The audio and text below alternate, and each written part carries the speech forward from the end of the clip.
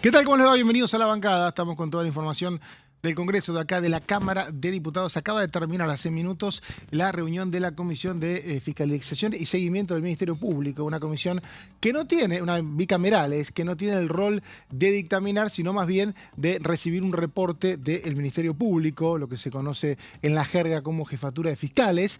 Y bueno, vino el jefe de los fiscales, el señor Eduardo Casal, que cumple este cargo hace 9 años de manera interina, porque el Congreso todavía no se pone de acuerdo en elegir un sucesor. Estuvo siguiendo este y otros temas Jessica Calcaño. ¿Cómo le va? ¿Qué tal, Mauricio? ¿Cómo Estamos estás? solos hoy, no nos acompaña más nadie. No, pero... Vamos a tener compañías virtuales, según me contaron. Compañías virtuales. Sí, y terminó esta comisión. Se esperaba que sea un poco más extensa. Bastante más extensa, sí, sobre todo yo.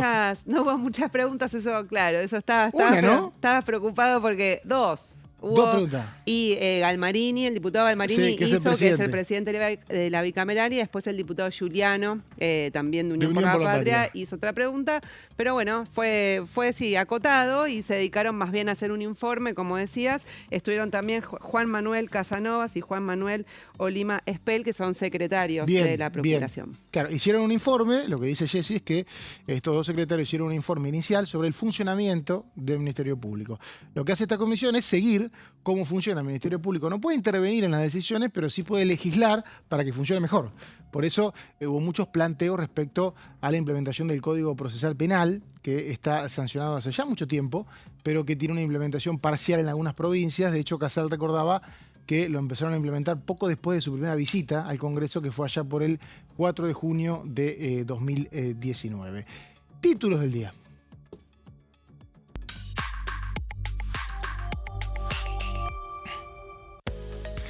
Reunión de la Bicameral Permanente de Seguimiento y Control del Ministerio Público de la Nación. Fueron invitados el Procurador General de la Nación, el Secretario de la Procuración y el Secretario de Coordinación Institucional.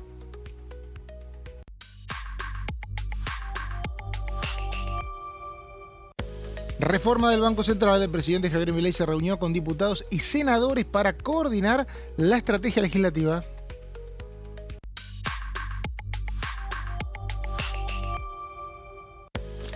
Agenda previa al receso invernal. El Senado sesionará el jueves 16 para avanzar con propiedad privada, pliegos judiciales y diputados. Mientras tanto, va a reunirse para seguir manteniendo grupos de amistad con diferentes países. Bueno, y ayer estuvo la reunión del presidente Javier Milei a la tarde en la Casa Rosada con la habitual exposición que hace, similar a una clase universitaria, en este caso sobre el proyecto de ley que va a enviar para reformar la Carta Orgánica del Banco Central. Me decían recién, uno camina acá por los pasillos y habla con gente, no hay fecha todavía para el envío. No, de hecho, creo pero está un texto bastante avanzado, dicen que hay. Sí, pero el vocero de hecho presidencial tampoco dio fecha. Pero me parece que va a ser tema de segundo semestre, ¿no? Sí, tiene toda la pinta. El presidente Javier Milei igual hizo algunas declaraciones, adelantó algunas cuestiones de qué es esta reforma de la Carta Orgánica del Banco Central. Cuestionó mucho la última reforma que hizo Marco del Pont, no me acuerdo, 2012. Y el lema central es que no haya, o sea, evitar la emisión, evitar el déficit fiscal, no quieren que se financie el Tesoro. Entonces son todas reformas que apuntan un poco en ese sentido. Se estigmatiza mucho a la entonces presidente del Banco Central, pero en realidad fue un proyecto de ley de gobierno. Pues no fue una reforma que hizo, no se reformó la Carta Orgánica con una decisión del Banco Central. Lo que hubo fue un proyecto de ley de la presidenta Cristina Fernández de Kirchner que fue sancionado por el Congreso y que lo que hizo fue modificar el artículo 3 de la Carta Orgánica para ampliar sus funciones. La lectura del gobierno es que la ampliación de funciones derivó en que reservar el valor de la moneda sea algo secundario. Hay una realidad, digamos, en ese momento el dólar tenía un costo de 4 pesos y pico y hoy creo que está en 1.500. O sea que el valor de la moneda mucho no se reservó, eso es un hecho fáctico. No sé si fue por ese artículo del Banco Central o no, de la Carta Orgánica o no, pero es cierto que nadie pagó costos por no preservar el valor de la moneda. Lo que dice el gobierno es que si hubiera dejado ese artículo, alguien se tendría que hacer cargo. Claro. Eso creo que es lo troncal. Después lo que se escuchó ayer, en realidad el gobierno comunicó bastante ayer lo que fue la reunión. Si bien fue privada, armó un comunicado con un punteo de lo que va a ser el proyecto. No se van a emitir más letras intransferibles. Esto es una práctica habitual, que el gobierno no le alcanza la plata y el Banco Central le da una letra y el gobierno se convierte en deudor del Banco Central. El Banco Central se convierte en acreedora y se hace el famoso balance del Banco Central, que después el gobierno habla mucho de déficit cuasifical, que es cuando no te dan las cuentas ahí. Bueno, en ese momento se hizo esto no se haría más, tampoco se emitirían otro tipo de letras, y lo paradójico, que ahí es donde yo quiero ver que se debate, porque por un lado se le da muchas atribuciones a las autoridades del Banco Central, o sea, tendrían un resguardo, le llaman un resguardo, o sea, habitualmente dura 5 años el mandato. Se supone que eso te cubre el Congreso. Pero la remoción, tampoco que la remoción es tan fácil, pero de un poco se agilizaría eso, como para que, perdón, se endurecería eso, como para que el funcionario no se sienta atacado por el Congreso de que lo van a echar. Pero por otro lado, tendría consecuencias penales si no cumple la Carta Orgánica. Graves. No cumplir la Carta Orgánica. Algo que ya intentó el gobierno en la regla fiscal, si no recuerdo mal, Claro. que no se aprobó, pero que era penas para funcionarios del Banco Central y para legisladores nacionales si en los presupuestos, por ejemplo, había déficit fiscal. Acá hay un debate que va a haber, Jessy, que tiene que ver con lo procedimental. O sea, por un lado, si vos cambiás la Carta Orgánica del Banco Central, quien no cumple esa Carta Orgánica tiene un incumplimiento de deberes. No es que sale ileso, ¿no? Claro. O sea, muchas veces cuando se habla de penas, se habla sobre penas que no están o sobre penas que están. En este caso, se aumentaría eso al punto de que quizá podría tener algún tipo de condena a prisión. Eso es lo que se plantea. Hay que ver qué dice el texto. A mí me parece que lo más trascendental viene por el otro lado, por la Carta Orgánica. Creo que eso le veo con más chances de un debate, inclusive que prospere más, ¿no? Claro, bueno, y también otro de los puntos es, bueno, como el lema de darle más autonomía, Claro, exacto, y que exacto. esto que vos decías Sí. también, bueno, que no dependa del Poder Ejecutivo y que tenga más autonomía. Veremos si se avanza. Habrá que conocer la letra chica. También se habló de que en el día de ayer, en esta reunión, hubo también sugerencias de blindar el INDEC, porque a veces también la manipulación de los índices de inflación, a la posible manipulación de los índices de inflación puede impactar también en los números del Banco Central, en cómo se calcula el déficit, etcétera, con lo cual podría ser algo que se incluya o no, veremos, pero fue una propuesta que surgió de Una propuesta diputados. surgió de uno de los diputados que hablaron, no fue un planteo de Milei, pero bueno, el texto no está.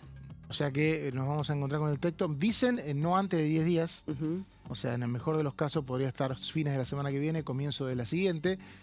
Y un tema que va a acaparar el segundo semestre, sobre todo en la previa del 15 de septiembre, que es la presentación del presupuesto. Claro, sí, ¿No? El así presupuesto es. nacional se presenta el 15 de septiembre y como estamos en un año par, querida Jessy, no hay elecciones.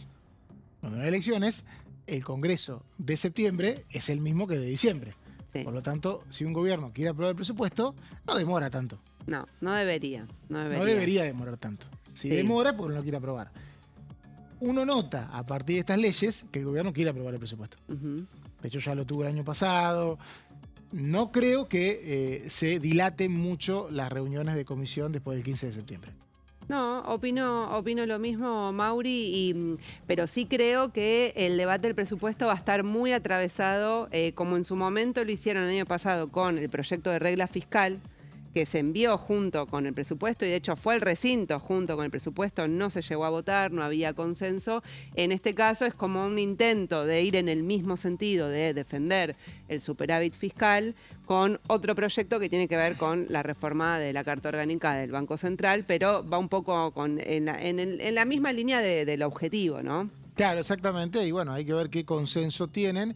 Recordemos que el presupuesto, un gobierno quiere aprobar el presupuesto y la oposición habitualmente también quiere, pero el tema es el articulado, Claro. ¿no? Donde se puede cambiar, no es que lo que manda el gobierno se vota a libro cerrado. Y ahí es donde está el tema de regla fiscal, de responsabilidad, se van a mirar mucho los números. Sí, lo que hay de particular este año es que en noviembre hay elecciones en Estados Unidos. Ajá. Y eso creo que es sí también cómo queda el gobierno de Donald Trump, que es un aliado muy importante de Javier Milei.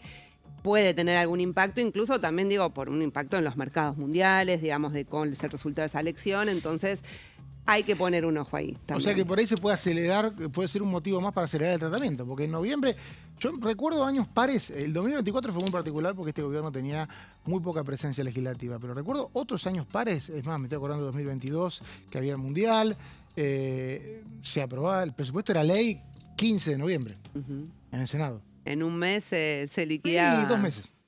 2 meses se liquidaba, sí, exactamente. No más de 2 meses. Pero claro, no querían llegar. Me parece que va a ser un oficialismo como aquellos y no va a querer llegar al 30 de noviembre discutiendo el presupuesto. Claro. ¿No? Porque tenés que convocar extraordinaria, ahí te mide el reloj de arena, la oposición te mide, porque si no llegaste es por algo. Entonces, sí, lo que hay que ver ahí, me parece, por la agenda, es que está en debate también todo lo que es la reforma electoral, ¿no? Ajá.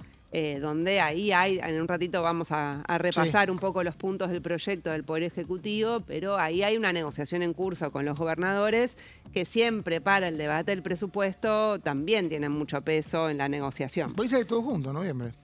Puede ¿No? ser, puede ser que se discuta en paquete, porque todavía no avanzó. O sea, se está hablando mucho de la reforma electoral, pero no avanzó efectivamente. Bueno, lo que tampoco avanza es el régimen de zona fría. Fue aprobado acá el 20 de junio. Si uno ve las notas de ese día, ya era ley, porque si medía los apoyos que tuvo y los trasladaba al Senado, no tenía que haber problema. Pero realmente hubo un cambio de opinión de varios legisladores, de varias provincias, Mendoza sobre todo, y el tema quedó trabado. Vamos a empezar a repasar esto con un testimonio del diputado de Unión por la Patria, José Gliski. Me parece que no es estrictamente un tema tarifario, sino es un tema más de concepción sobre cuál es la matriz energética de desarrollo de la Argentina. A ver. Primero porque nosotros estamos pensando como cosas distintas el gas y la electricidad. Y la realidad es que la gente se tiene que calefaccionar y tiene que cocinar esencialmente, tiene que tener una ducha caliente. Y eso puede ser con diversos dispositivos. Lo que es una cosa increíble es que esta Argentina, a la que le sobra energía, no es que le podría sobrar. Yo vengo de una provincia que produce más energía que la que puede insertar al sistema de transporte, no solamente el interconectado, sino incluso en las localidades donde se produce esa energía. Es decir, Chubut tira energía, sin embargo hay gente que no le alcanza para pagar su tarifa de luz y su tarifa de gas. Entonces, y con un agravante, que es que con las medidas que impulsó el gobierno, el RIGI y ahora el Super RIGI, trasladamos el subsidio a la gente para subsidiar a las multinacionales. Es decir, el RIGI, yo no estoy en contra del RIGI como concepto general. A mí me parece bien que un país salga a buscar inversiones para desarrollarse.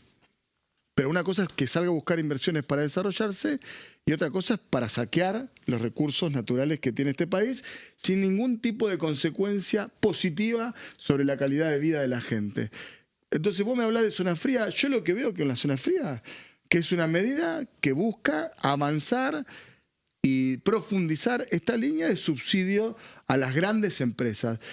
No es solamente la promoción de inversiones, porque si no, no se entiende por qué hay RIGI para la extracción petrolera y gasífera. No necesitamos atraer nadie a que venga a invertir lo que se dice en la técnica en el upstream, es decir, en la extracción de hidrocarburos.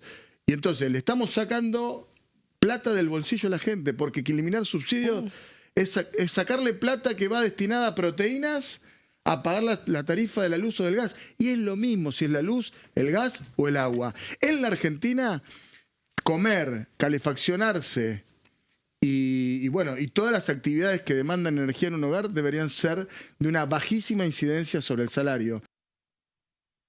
Escuchábamos a Gliski y ahora vamos con un testimonio del diputado de La Libertad Avanza, Carlos Zapata.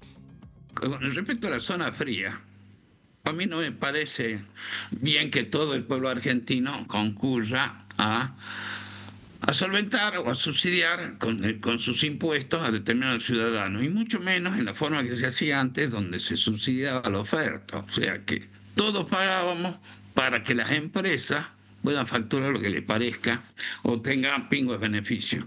El cambio del régimen de zona fría significa focalizar la ayuda o el sacrificio de los ingresos tributarios, el sacrificio de los impuestos que paga la gente en aquellas personas que realmente lo sienten. No está bien que cobrar impuestos para subsidiar. Existen situaciones que tienen que ver con la localización geográfica o climatológica que llevan a mayor consumo, y ese tema es el que se está atendiendo, pero no es lo más justo. ¿Cómo le voy a poder decir a una persona que está acá en el Chaco salteño, que no tiene ni agua potable, no tiene luz eléctrica, mucho menos gas, que me pague a través del IVA el subsidio de una persona que vive en Bariloche o vive en el sur del país, que tienen el triple de sueldo promedio? Entonces es como, hay un aspecto moral detrás de todo esto, pero no podemos dejar de un día para otro de aportar estos subsidios. Se le va a mantener el subsidio a aquellas personas que realmente cubran las condiciones por las cuales se establece el subsidio, o sea que son personas de bajos recursos y que realmente lo necesiten. Salteño Zapata. Y ahora, si te parece, Jessy, vamos a tener una visita virtual, ¿no? Un amigo tuyo, que se llama, mío también, digamos, podemos decir, qué sé yo, no sé. Guido Brolaski es, iba a decir diputado, no, casi me sale diputado. Es uno de los periodistas más reconocidos de la Argentina, sin duda, compañero nuestro que estudió este tema, zonas frías, y justamente cuando hablábamos con él en la columna que vamos a repasar, bromeamos un poco con eso, ¿no? Que si uno ve las notas de ese día, te daban los votos en el Senado. Pero bueno, sí. ¿Qué pasó? Capaz que algún gobernador, caso Alfredo Cornejo de Mendoza, midió los costos políticos, y estamos hablando que el proyecto no está en el Vino tema... el invierno. Vino el invierno. También. Alguien me dijo eso, no me acuerdo si fue ese día o qué, me dijo, y bueno, por ahí a veces esperan que pase el invierno. Bueno, pero es raro, ¿no? Porque podían trabarlo acá, no lo hicieron, y ahora está en el Senado, que tiene sesión este jueves, y ese tema ni siquiera fue dictaminado. No, nada. ¿No? Ni siquiera fue dictaminado, o sea, está totalmente archivado y no va a ser ley, por lo menos en el corto plazo. Bueno, esto decía Guido Brolaski de Zonas Frías en una columna acá en Diputados TV. Bueno, sí, trajimos hoy, es uno de los proyectos que ya se aprobó en la Cámara de Diputados, pero es prioritario para el Gobierno Nacional. Los cambios al régimen de zonas frías. Recordamos que hace unos días, en una de sus primeras actividades, Diego Santilli, flamante jefe de gabinete en ese momento, estuvo en el Senado en una reunión con el bloque de La Libertad Avanza y otros bloques aliados, buscando los votos para poder darle sanción definitiva al proyecto, que ya tuvo un largo debate aquí en la Cámara de Diputados, y esto es lo que dice el proyecto. Ahí podemos ver las placas. ¿Lo tenemos? La Cámara de Diputados, entonces, decíamos, le dio media sanción con 132 votos a favor, 105 en contra y 4 abstenciones a la reforma de la ley 27637, que es del año 2021 y que había ampliado el régimen de zonas frías. La ampliación sumó subsidios al gas para departamentos de 15 provincias, entre ellas Buenos Aires, Córdoba, Santa Fe, Mendoza, San Juan, San Luis, La Rioja y otras. ¿Cuál es la cuestión acá que está en debate? Que el proyecto retrotrae el beneficio a las zonas originales del régimen, que eran Patagonia, Malargüe y La Puna. Para las áreas que fueron incorporadas en 2021, limitan los descuentos a hogares que acrediten vulnerabilidad y que se tienen que inscribir en un registro especial que fue creado por este gobierno.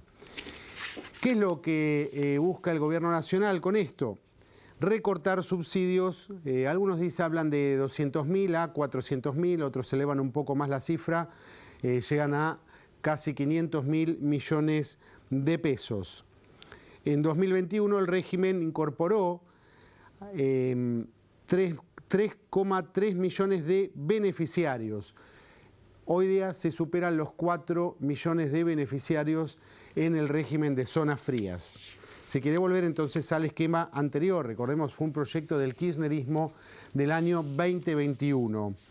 Los departamentos que se verían afectados serían más de 100 solamente en la provincia de Buenos Aires, y se suman también las otras provincias que habrían recortado el subsidio al volver el beneficio solamente para las zonas previstas originalmente. Recordemos, Patagonia, Malargüe y La Puna. Córdoba, por ejemplo, 600.000 hogares se verían alcanzados por el recorte de subsidios y las tarifas subirán entre un 30 a un 50%. Escuchábamos a Guido y mientras tanto Jessica, en un espectáculo maravilloso, está revisando sus apuntes en manuscrito, porque pasan muchas cosas acá. Entonces, la sesión de, creo que fue 20 de mayo, de Zona Fría, Mirá, que quedó muy lejos. Quedó muy lejos. No, yo me olvido, o sea, tengo una ayuda de memoria porque le decía que tengo muy mala memoria, entonces necesito mi... Bueno, pero sos metódica también. Mis apuntes. Mucha experiencia académica. Y es hermoso, lo que estoy viendo acá es maravilloso, porque es el manuscrito ese de las series, ¿no? Cuando está el profe. Y bueno, realmente ese día fue 20 de mayo, ¿no? Sí. No, 20 de no mayo, lo creo, recuerdo, 20 de no mayo. lo recuerdo. Y bueno, no fue una votación holgada, pero fue 20, fue acá 20, me confirma. sí. No fue una, sí, el 25 era lunes y era feriado, sí. Y fue el miércoles, fue la semana anterior. Y no fue una votación holgada, es cierto. No, y además que votaron a favor del cambio diputados que iban a ver, o sea, se iban a ver afectada su propia provincia, Mendoza, por ejemplo. Entonces es el que ahora no quiere. Provincia de Buenos Aires. No, y aparte acá estaba San Luis, estaba San Juan, Córdoba. Córdoba no votó.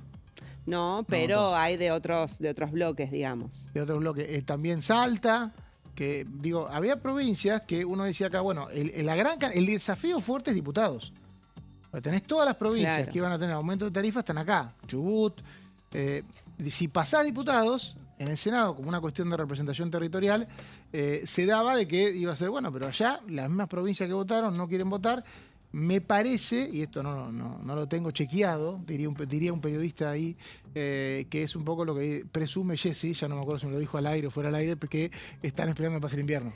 Y escuchábamos el dato que decía nuestro colega Guido Braslaski de que el impacto es que podrían subir las tarifas entre un 30 y un 50%. Sí.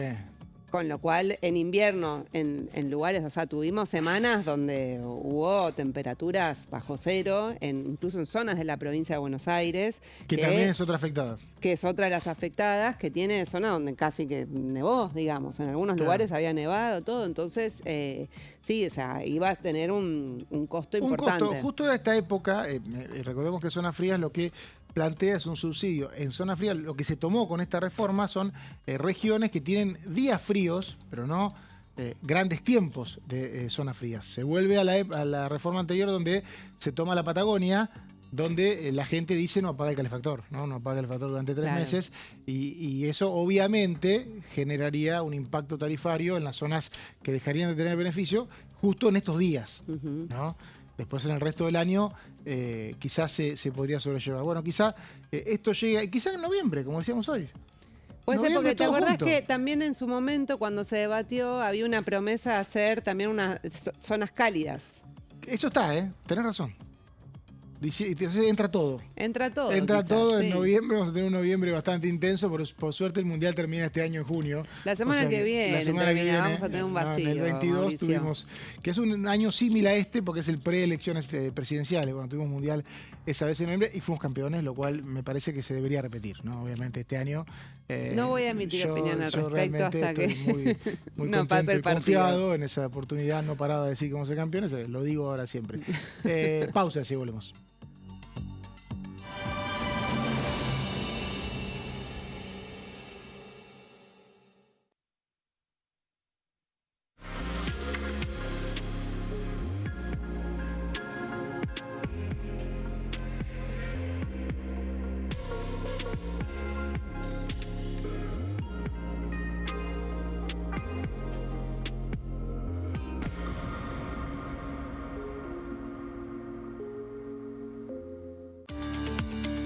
Leyes en un minuto.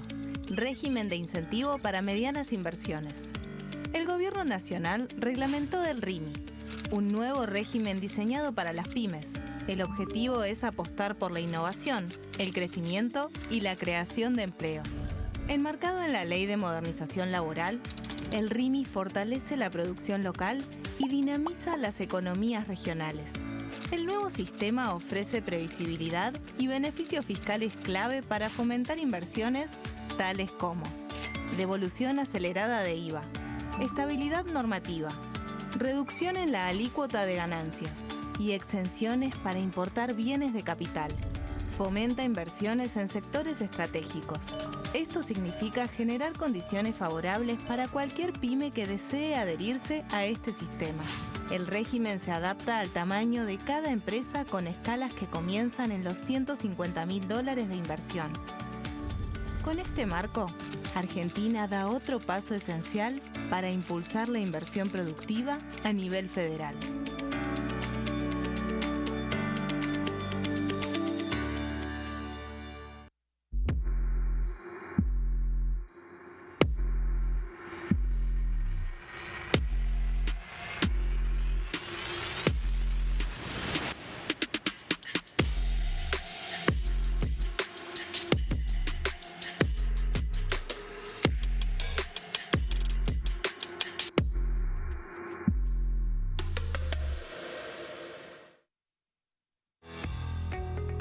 ¿Quiénes conforman el Congreso? El Congreso de la Nación está conformado por la Cámara de Diputados y la Cámara de Senadores. La Cámara de Diputados representa al pueblo de la nación argentina. Esto significa que las provincias más grandes y con mayor cantidad de habitantes tienen muchos más diputados que las provincias más pequeñas. La manera de establecer las cantidades es proporcional. Por ejemplo, la provincia de Buenos Aires cuenta con 70 diputados nacionales y la provincia de Tierra del Fuego con 5.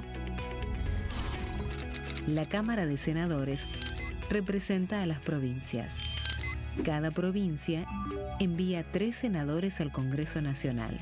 El total de senadores es 72, dado que las provincias argentinas son 24. Este es el número fijo, estipulado por la Constitución Nacional. Cada 2 años, el Congreso Nacional renueva la mitad de sus diputados y 1/3 de sus senadores nacionales. El mandato de los senadores es de 6 años, mientras que el de los diputados es más breve, dura solamente 4 años. La Cámara de Diputados tiene 257 miembros. En el recinto, los diputados se agrupan en bloques y en interbloques que expresan partidos políticos o afinidad ideológica. Existen también los monobloques, integrados por un solo diputado. El bloque oficialista se dispone a la derecha del presidente de la Cámara, el bloque opositor mayoritario a la izquierda, y en el centro, los bloques con menos cantidad de integrantes.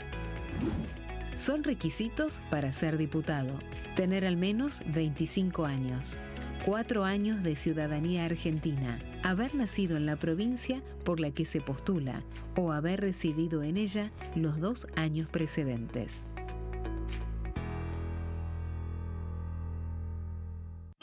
El sarampión es una enfermedad viral altamente contagiosa. Que no juegue con tu hijo. Puede poner en riesgo especialmente a menores de 5 años no vacunados. Ante la aparición de fiebre y manchas rojas en la piel, consulta de inmediato con un médico. La vacuna es la única forma de prevenirlo y es parte del calendario nacional de vacunación. Es segura, gratuita y está disponible en vacunatorios, centros de salud y hospitales públicos del país. Vos ya tenés esta vacuna. Dásela a tus hijos.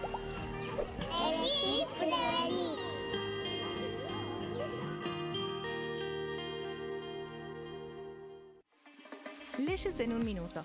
Acuerdo Mercosur-Unión Europea. Este acuerdo surge luego de 25 años de negociaciones entre ambos bloques y fue ratificado en diputados con 203 votos a favor, 42 en contra y 4 abstenciones.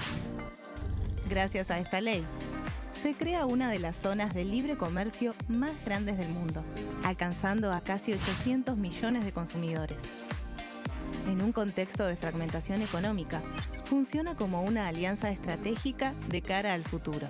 Los puntos más importantes del acuerdo son: la eliminación de impuestos y aranceles de importación, lo que facilita el comercio bilateral y la cooperación técnica entre ambos bloques.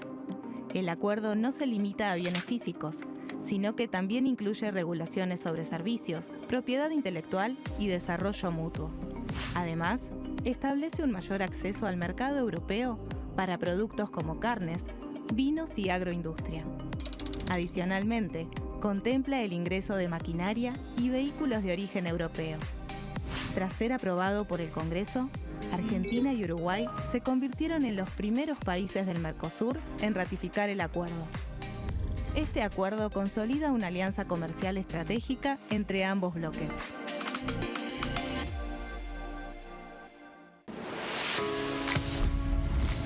¿Cómo funciona el Congreso? Las sesiones son el espacio donde los diputados debaten proyectos de ley para su aprobación, modificación o rechazo. En una misma sesión pueden tratar varios proyectos de ley. Las sesiones ordinarias comienzan el 1 de marzo, cuando el presidente de la Nación inaugura el periodo ante la Asamblea Legislativa y se extiende hasta el 30 de noviembre. El Poder Ejecutivo puede convocar a sesiones extraordinarias o prorrogar las sesiones ordinarias. La sesión es dirigida por el presidente de la Cámara de Diputados, que administra el uso de la palabra y las distintas instancias del funcionamiento.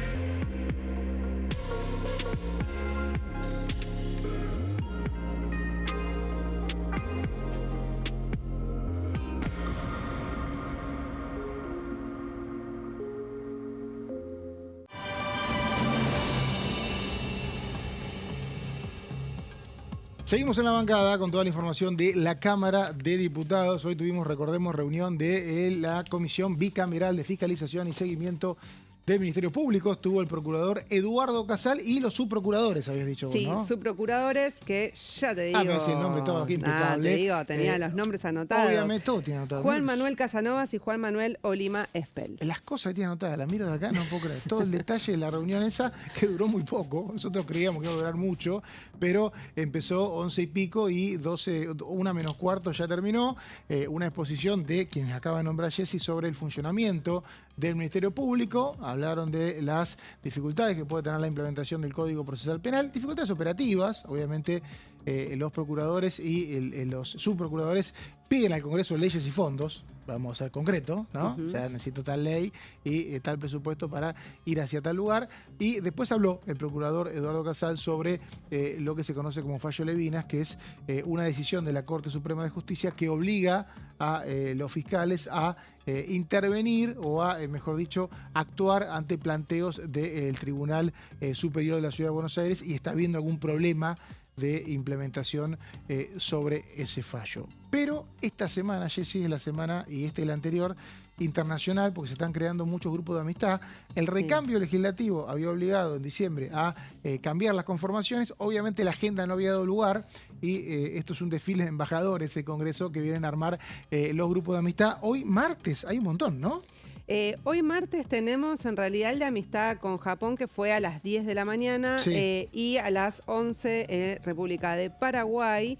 Lo que vamos a tener hoy a las 16 horas es otra bicameral. ¡Epa! Que es la de control y fiscalización de organismos de inteligencia. Que puertas cerradas. Sebastián Pareja, no se transmite esa, se va a hacer una agenda, es el plan para este año, para el año que está en curso, y se retoman los grupos de amistad el jueves, porque bueno, mañana, todos sabemos, hay partido, actividad suspendida. Por lo menos a las 4 de la tarde no, nada. Claro, y desde las 11 de la mañana del jueves tenemos con el Reino de Marruecos a las 11, a las 12 de República de Chile y 14 horas con Australia. Bien, esto es los grupos de amistad. Decíamos, grupos de amistad que se crean en el Congreso de la Nación con diferentes países y también seguramente va a haber actividad legislativa, quizá no la semana que viene, pero hablan de después iniciar un debate sobre el proyecto que llegará de reforma de la Carta Orgánica del Banco Central. También hablábamos de reforma electoral, hablando de reforma.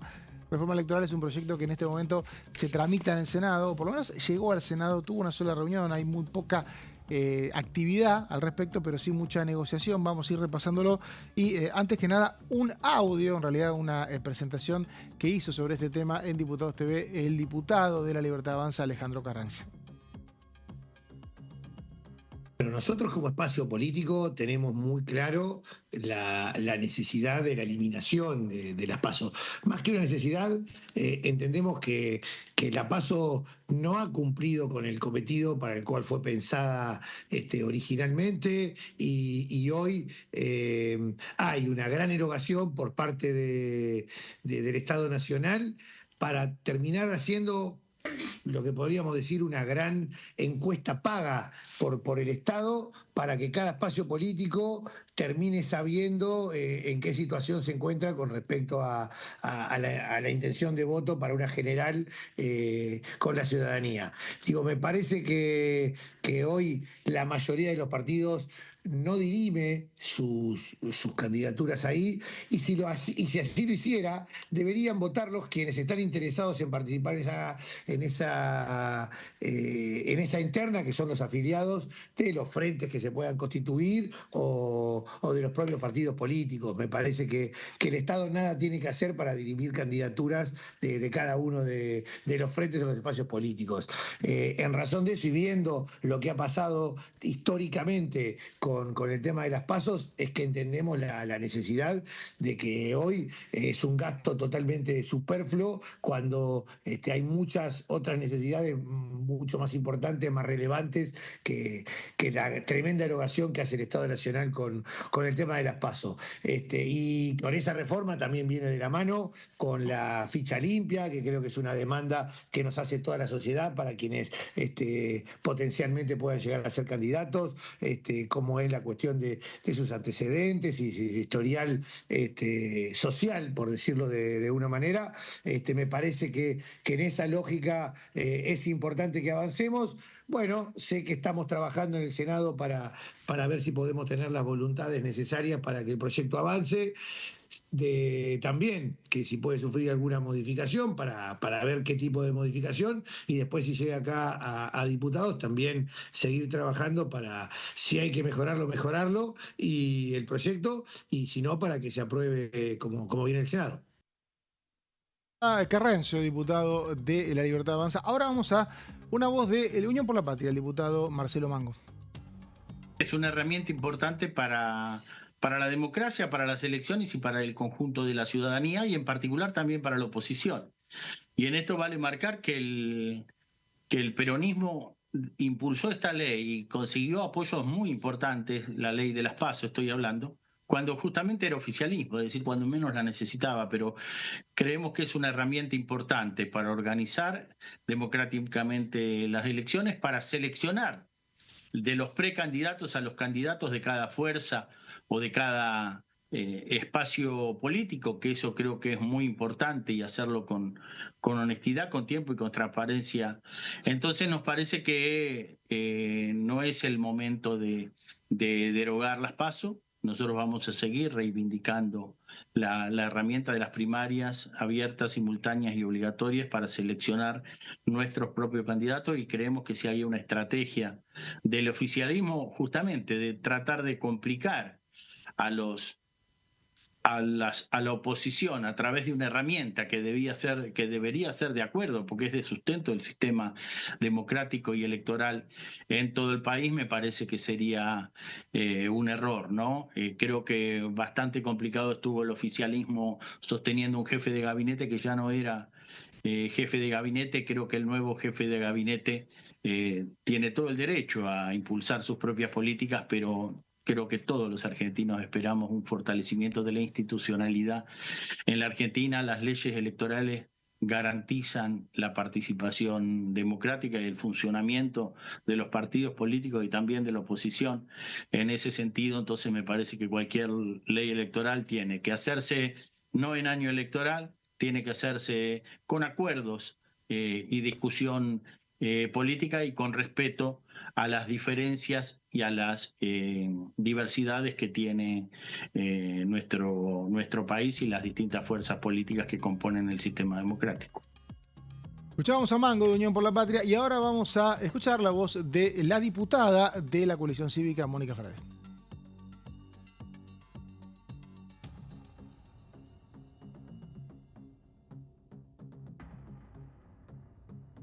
Bueno, ya llegará Frade. Es una de las que tenía un testimonio sobre lo que tiene que ver con la reforma electoral. Recordemos que el proyecto está en la Cámara de Diputados. Vamos a ver si llega alguna vez acá. En el Senado. En el Senado, perdón. Vamos a ver si llega alguna vez acá, porque para eso hace falta un debate y un dictamen y una aprobación que hoy nos va a contar Jessica Calcaño. Está un poquito lejos, ¿no? Ya, para que me dicen que ahora sí la tenemos a Mónica Frade. Escuchamos. El gobierno siempre mezcla, ¿no? Mezcla alguna cosa que está bien, que nosotros podemos aprobar, con otras tantas que apuntan al debilitamiento de la participación democrática. Para nosotros el tema de la PASO, que ellos lo analizan desde el punto de vista del costo, ¿no? Ellos analizan hasta la democracia en términos de costo. Para nosotros es una herramienta de participación ciudadana y de involucramiento en las cuestiones públicas que es muy importante, muy importante.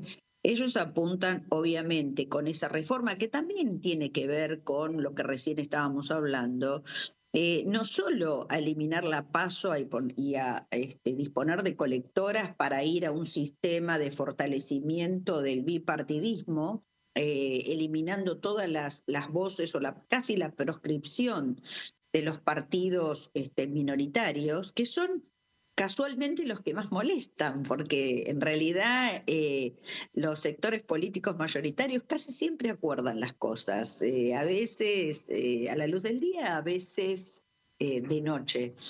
Generalmente las voces minoritarias son las voces más potentes, incluso lo vemos en el recinto cada vez que vamos a tratar algún proyecto de ley.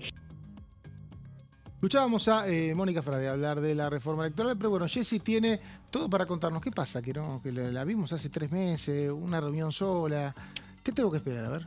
Bueno, vamos a hacer una breve introducción de por qué este tema volvió a estar en debate en la agenda pública. El proyecto originalmente el Poder Ejecutivo lo presentó en abril de este año, pero ahora empezó a tomar otro color porque el gobierno está apostando fuerte a pensar en una reelección para el año que viene, y entonces tanto las medidas económicas que viene anunciando como lo que es la reforma política plantean que está pensado para garantizar o allanar el camino para ir por esa reelección presidencial, que sería algo inédito, un gobierno no peronista que pueda ir a una reelección. Entonces, el debate está atravesado... Claro, no hay antecedentes, ¿no? Un gobierno no peronista en una reelección, no, es verdad. Claro. No, tampoco la reelección es algo muy reciente. No. Es algo reciente, digamos. Las elecciones empezaron en el 95, fue la primera, y después la segunda fue 2011. Hubo 2 reelecciones, tampoco hubo tantas, parece que hubiera habido muchas. Bueno, pero están con este objetivo, entonces se abrió una negociación, ¿no?, con la oposición. El interés principal está alrededor de las PASO, pero ahora vamos a ver porque el proyecto en realidad muestra un poco cuál es la visión o a qué modelo electoral quiere ir La Libertad Avanza, cuáles son las directrices que plantea. Es un proyecto que ingresó por el Senado, como decías, Mauri, y tiene 6 ejes, ¿sí? Vamos a ir repasando los 6 ejes. Uno de ellos es las PASO, ahora vamos a ir, pero el primero es un cambio en el régimen de partidos políticos. Que, digamos, la lógica un poco me parece que prima es, se plantea que las elecciones son un gasto. De hecho, la eliminación de las PASO también se plantea mucho con un gasto innecesario. Y dentro de ese discurso que plantea el gobierno La Libertad Avanza es que sostener la vida de los partidos políticos también es un gasto. Entonces quieren de alguna manera como tratar de limpiar por ahí partidos que se crean solo para elecciones, o sea, como que tienen un poco ese objetivo por lo que dice el oficialismo, ¿no? Estamos hablando. Entonces, ¿qué es lo que hace con cambiar el régimen de partidos políticos? Es endurecer los requisitos para conformarlos. Entonces, por ejemplo, ¿qué pide? Que los afiliados vos tengas que pasar de un 0,4 al 0,5% del padrón de cada distrito. Esto implica que son muchos más los afiliados que vos vas a necesitar para poder tener la legalidad en una provincia, ¿no? Supongamos. Después también cambian lo que son los topes, porque que está relacionado esto de los afiliados. Hay distritos que tienen, no sé, la provincia de Buenos Aires tiene 13 millones, un poco más de 13 millones de personas inscritas que están habilitadas para votar, ¿no? Le pone un tope a los que superan. O sea, hoy en día, si supera un distrito el 1.000.000 de personas, el tope son 4.000 afiliados. Ahora se duplicaría eso, pasaría a ser un tope de 2 millones, o sea, de 10.000 en vez de 4.000, porque pasaría a ser 2 millones el tope, ¿sí? Entonces ahí, o sea, un partido va a necesitar muchos más afiliados para poder conseguir la legalidad. Después lo que hace es que para tener la legalidad nacional, para todos los cargos nacionales, o sea, presidente, por ejemplo, un partido va a tener que tener, en vez de 5 distritos, como es ahora, legalidad en 10 distritos, ¿sí?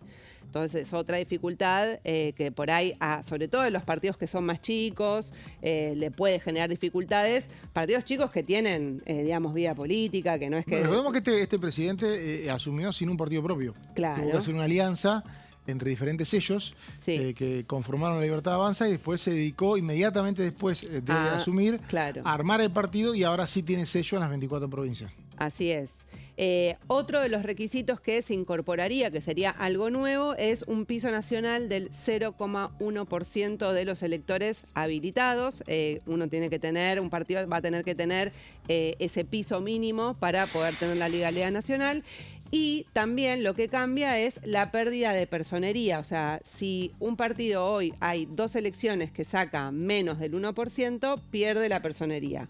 Ahora eso pasa a ser 3%, o sea, menos de 3% en 2 elecciones y tenés que hacer todo, conseguir todo de nuevo para tener, para que se entienda. Claro, porque se entendía habitualmente lo del piso, 1,5 y ahora se propone a 3, se entiende que hay partidos que se crean solamente para recibir fondos para la campaña y que se sostienen solamente con un porcentaje mínimo de electores, pero no buscan obtener bancas.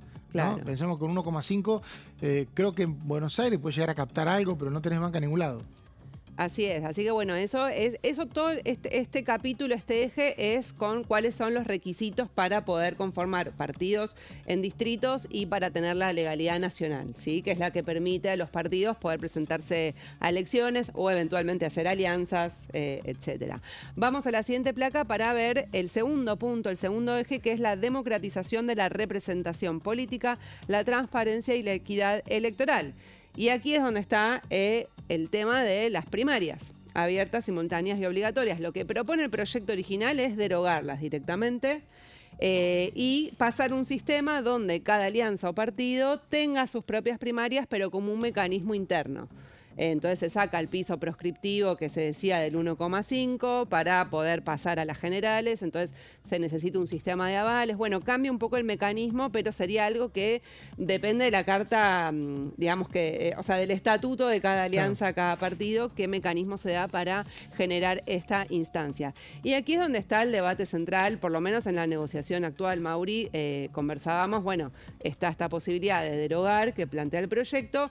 Una posibilidad que se está abriendo en la negociación es hacer una suspensión por un año, como se hizo la última vez. Claro. En las elecciones del año pasado fue finalmente lo que o sea, no hubo paso acordó. Porque se suspendieron, pero al suspenderse por ese año, están habilitadas para el año siguiente, como si nada hubiera pasado. Claro. O sea, el proceso es el mismo de siempre, la excepción fue el año pasado. Y lo que dice el gobierno es eliminarlas. Si no se eliminan, hay que hacerlas. Salvo que se vuelva a votar una suspensión. Claro, ¿no? Así es. Y vamos al tercer punto, así llegamos a ver los 6 ejes. El financiamiento de los partidos políticos, me parece que es el punto más interesante porque... ¿Más que las PASO?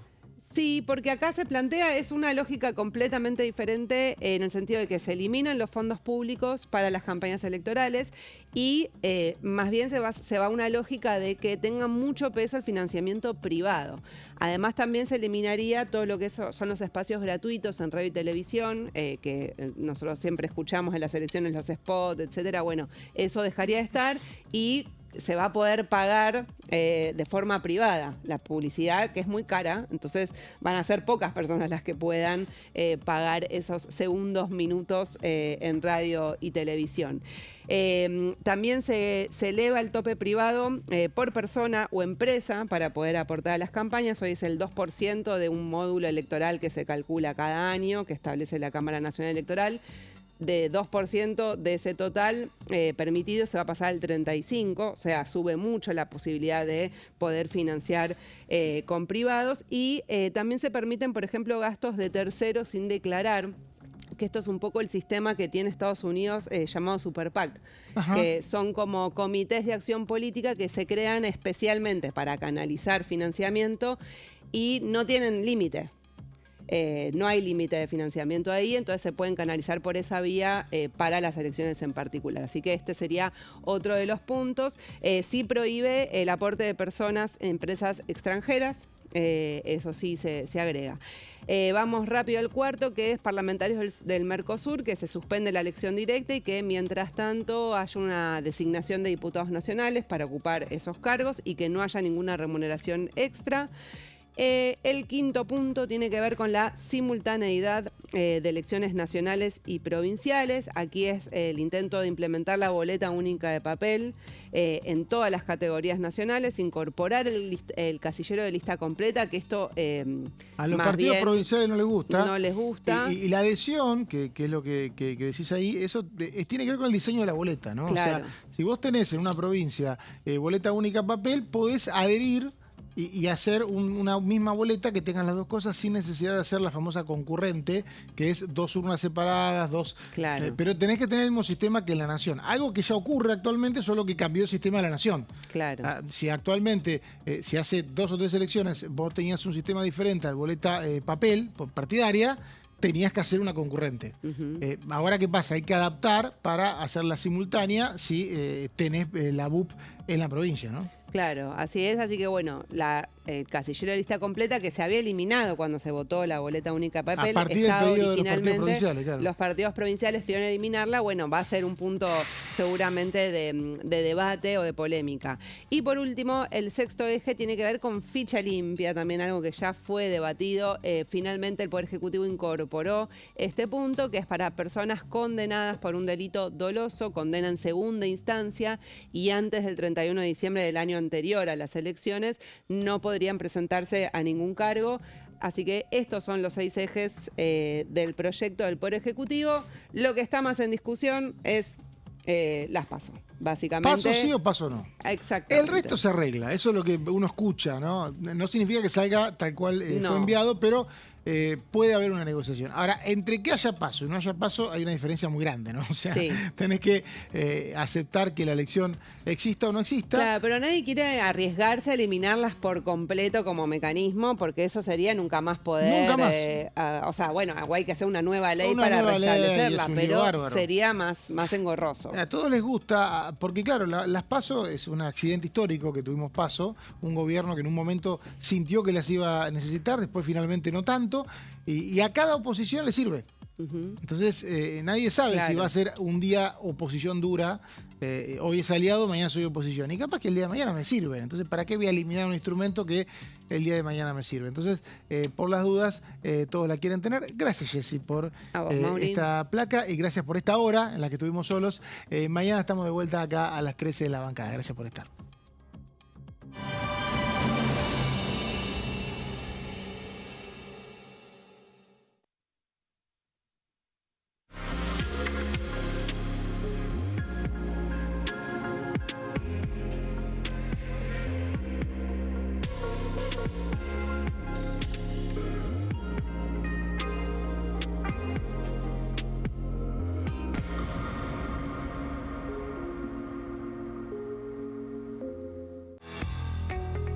¿Quiénes conforman el Congreso?